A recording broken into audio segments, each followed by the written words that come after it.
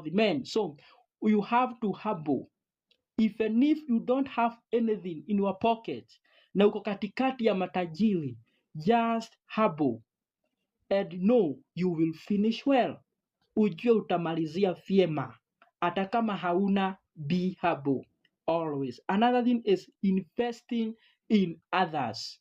Investing in others ni kusema you just work together with other people even if they don't have or they have, pengine hata ni matajiri ama sio matajiri, you just invest.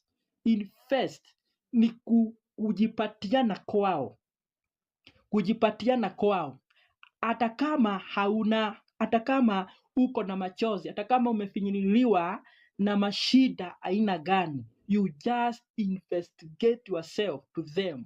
Unajiinvestigate, ni kama vile ni kujiweka kama nini, uhakikishe uko katika ndani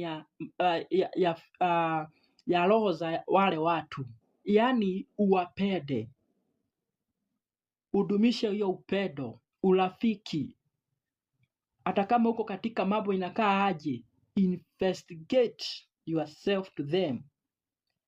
And I have also, when wakati nilikuwa nafanya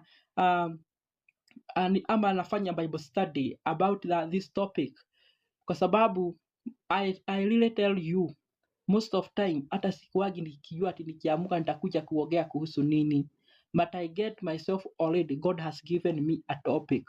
So never take this as just kitu tu hivyo. I don't know where I sijui kwenye natoaga hizi topics. So I have a key steps all the way to follow so that you can finish well, kwa sababu hata kama nikumalizia vyema, hauwezi malizia tu vyema hivyo ati ukae hivyo tu utamalizia vyema. That is hiyo ni uongo. Nikikwambia ati ukae hivyo utamalizia vyema, hiyo ni uongo. There is things that you have to be doing before you finish well. And first